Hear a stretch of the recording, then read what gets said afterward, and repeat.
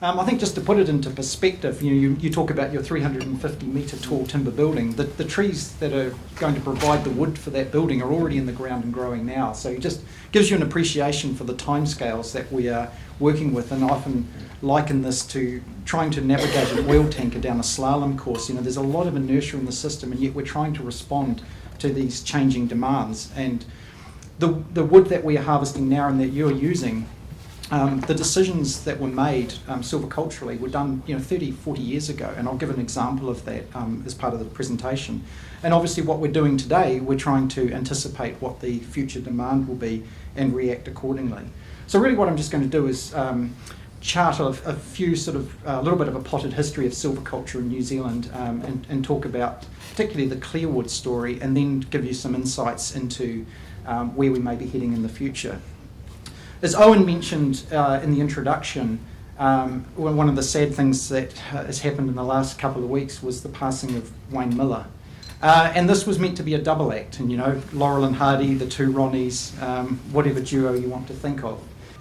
So I'm trying to give part of the presentation. So I only got access to Wayne's computer on Friday. Wayne was very, very passionate about clearwood, and I think just in his memory I'd like to try my best to give Wayne's perspective on clearwood, because it tells actually a very interesting story about that sort of symbiosis between silviculture and a product, and I think it's a good example. So I hope I can do it justice, and I hope you'll forgive me if I'm a little bit rusty around the edges on some of this.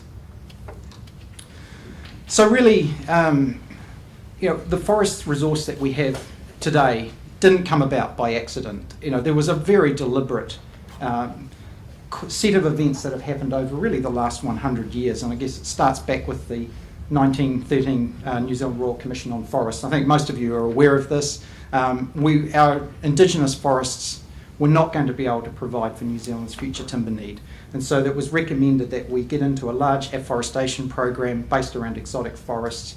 And so a few years later we had the formation of the New Zealand Forest Service. We had a large planting boom. We've had several waves of wide-scale planting since then. And then once we grew the stuff, we thought, well, we'd better figure out how we're going to use this. It's not, radiata pine is not a commercial species in its native environment, but it was obviously going to be the backbone of our industry. And one of the real seminal events, I guess, was in the 1960s and 70s, where the Economics of Silviculture group really focused on what was the appropriate silvicultural regime for radiata pine, based on what it's good at and maybe looking at what it wasn't so good at. And a key character in that was Wink Sutton. I think many of you who know Wink. And he looked at a range of options. Could we just grow biomass forests? Should we look at structural lumber? Or should we look at clearwood? And he very much hit on this idea that radiata pine's real strength, so to speak, is it's a finishing properties, and also our ability to grow trees quickly, which means we could grow wide, clear boards. And Wink, to this day, I still bump into him occasionally in Rotorua, and he still reminds me, sort of young man, I'm not quite as young now as I once was, that he very much holds on to his ideals about clearwood being the real opportunity for radiata pine. So I think, to sum it up, this is not a photo of Wayne in his younger days, but our silviculture in the 1960s was considered radical, because to grow these large diameter pruned logs to produce clearwood, we deliberately understocked our sites, and a lot of European and North American foresters would come here and they looked at what we were doing and they would scratch their heads. But Wink would always remind me and others that you can't grow for volume or value simultaneously. You have to pick one or the other. And so his approach was very much to grow for value, to maximise the returns to the grower. And so there was a lot of effort went into perfecting the pruned log regime. How many trees to grow per hectare, when to prune them, how to prune them, how many unpruned trees should you leave in the stand and when should you remove those. And all that knowledge got put into techno-economic models to support decision making. And as a result, New Zealand ended up with a very large pruned resource. And this is one of the things that differentiates the New Zealand radiata pine resource from most other forest resources around the world, but also the other radiata pine resources. So the resource in Chile, the resource in Australia, the resource in Spain. So even though the Chileans do prune, the growth rates in that country mean that they struggle to achieve the large diameter logs which produce the wide clears which are so sought after. Even though we've got a large resource, things are changing. I'm sure many of you are aware, probably most of you are aware, that as many of our prune stands are being harvested, they're being replaced with unpruned stands. And if you have a look on the bar charts here, you can see the older stands where you've got pruned stands. You look at the younger age classes that are being replanted, there's a much higher proportion of unpruned stands that are taking their place. And there's a number of reasons for this. In fact, if you just extrapolate that forward, if we're changing the nature of the resource, then we're going to see that the log supply in the future, the nature of that will change. The prune supply is dwindling, and this was obviously one of Wayne's big passions, is working for a company like Tenon that produces clear wood.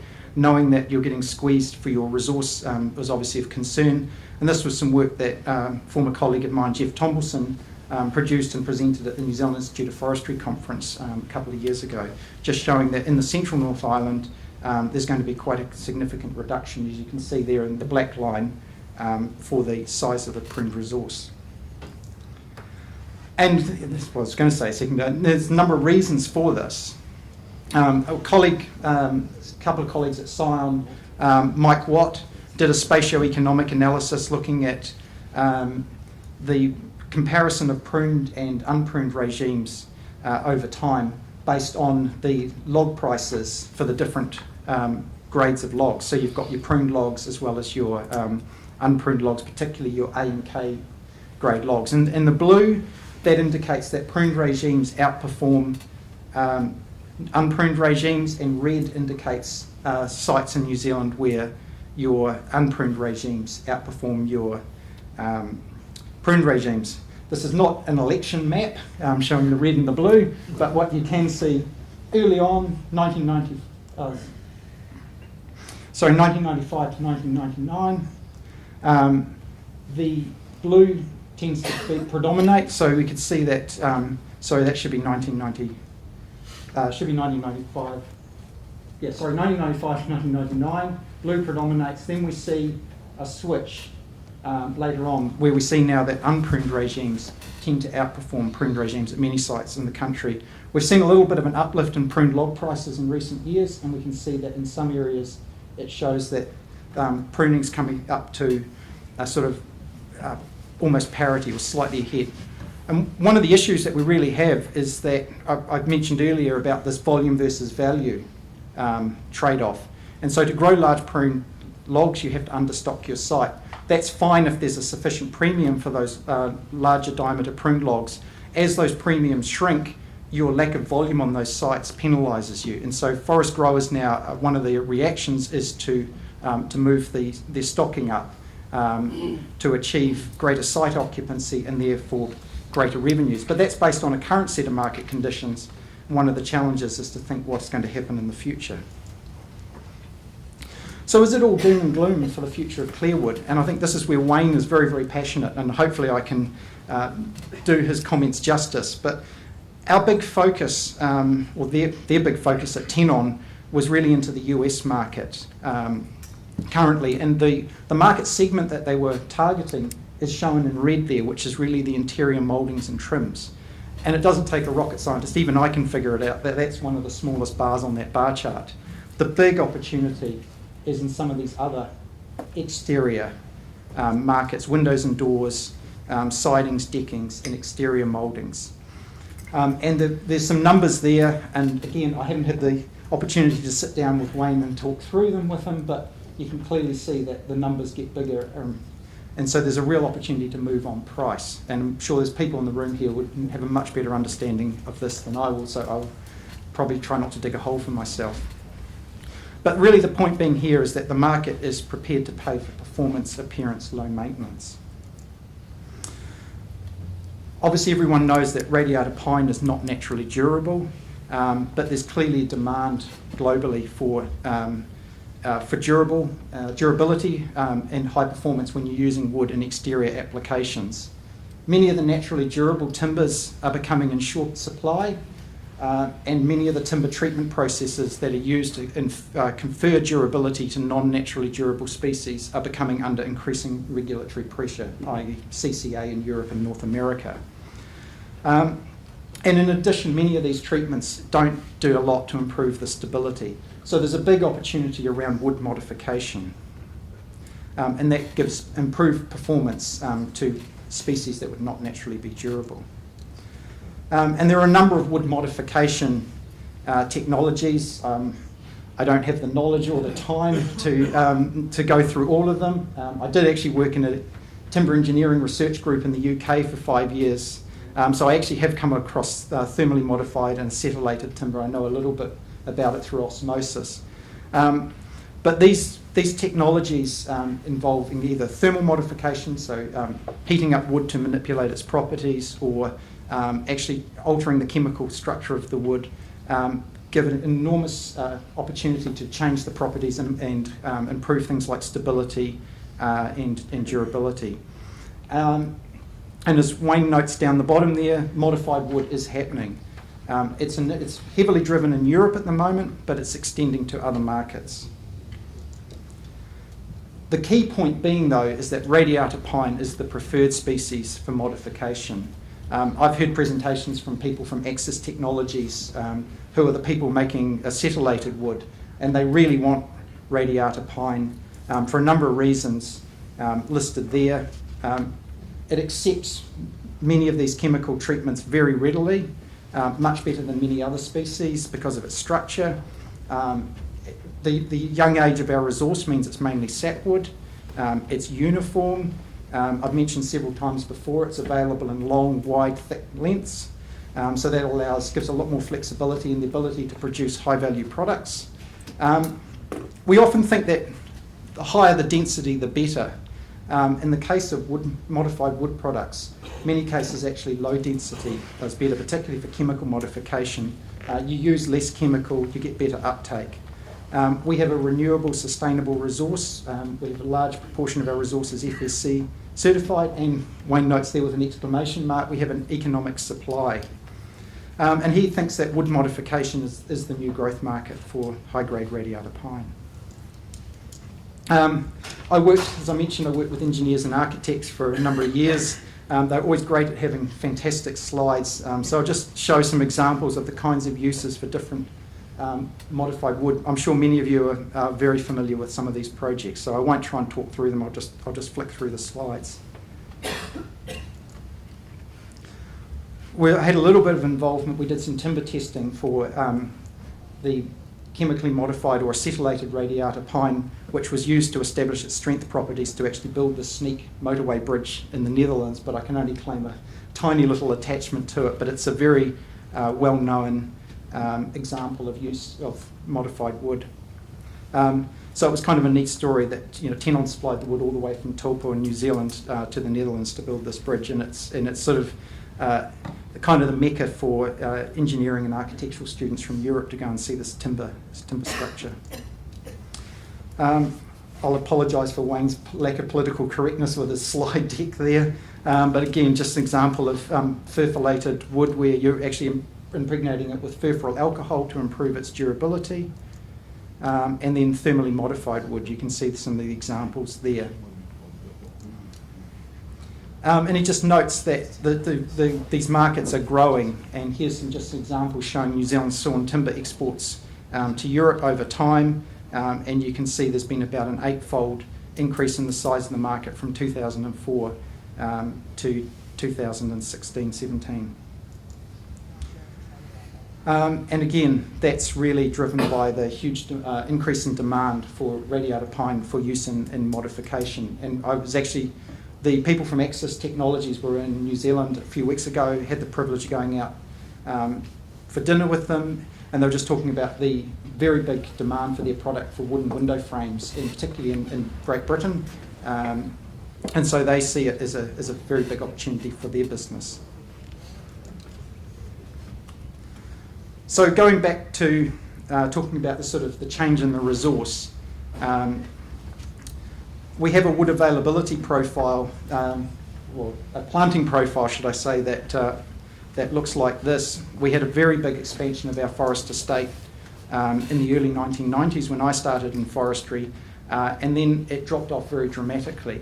So if you can imagine 25, 30 years hence from that, we're going to end up with a very large ramp up in potential availability of wood, followed by a sort of a blip again if we're not able to smooth it out. And so that creates a lot of challenges. But also too, the nature of that resource coming on stream will be quite different to the resource that we've had in the past as a result of those trees were planted on a range of different sites.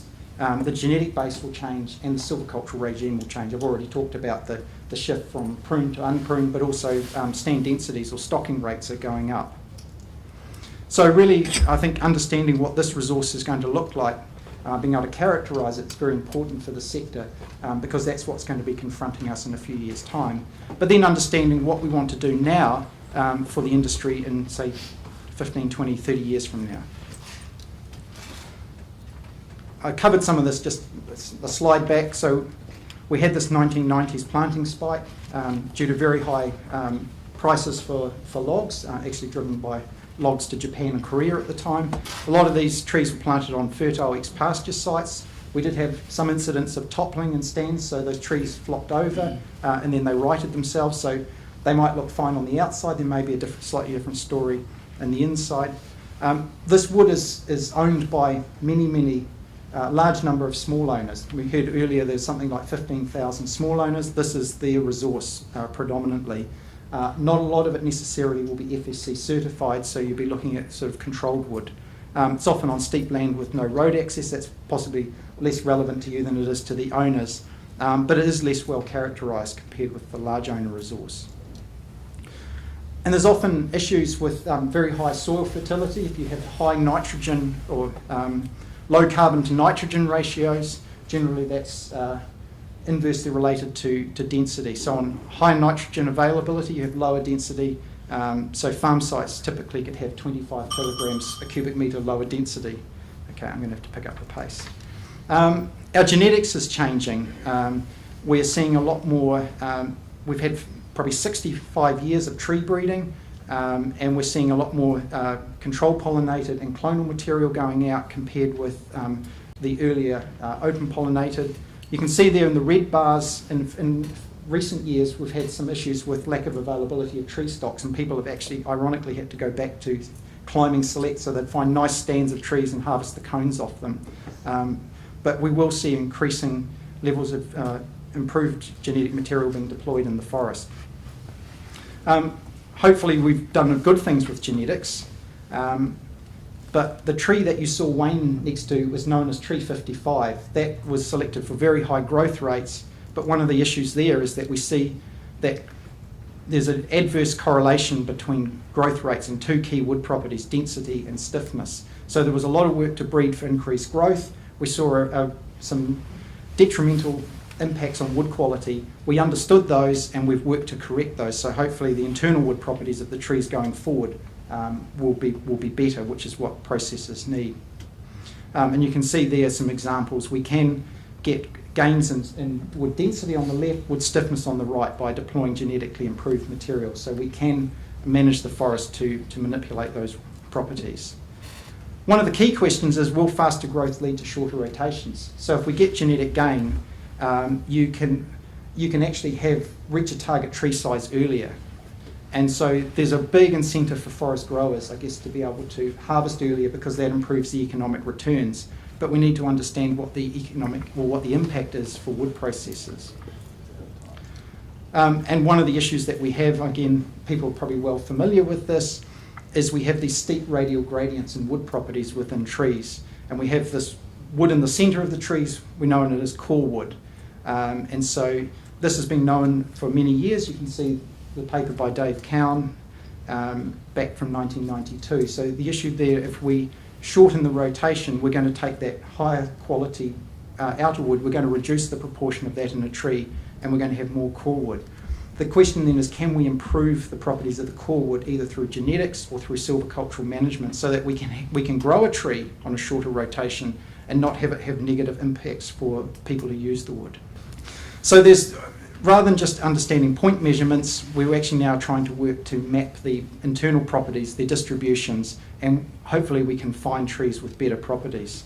This is just an example of technology we've been developing at Scion, where we can actually get maps of the properties and try and find the ideal tree to grow on any length of rotation, really. So very quickly, in summary, we've seen a shift from pruned to unpruned regimes. Future demand for radiata pine clearwood may help raise the log prices for pruned logs. And that's really on the back of demand being driven by the modified wood sector. The future resource is changing. It will always continue to change. Much of our focus in recent years has been on looking at wood density and stiffness, which are obviously key to structural applications, but we need to remember that other traits are of key importance to other wood processes. And this is a cartoon that Dave Cowan got from someone. It just really shows that often growers and processors can have different views of what constitutes quality. And I think it's behoving on us to work together to make sure that we can create the resource that you need going forward, because obviously as forest growers, we need you as customers of the future. So thank you. Sorry for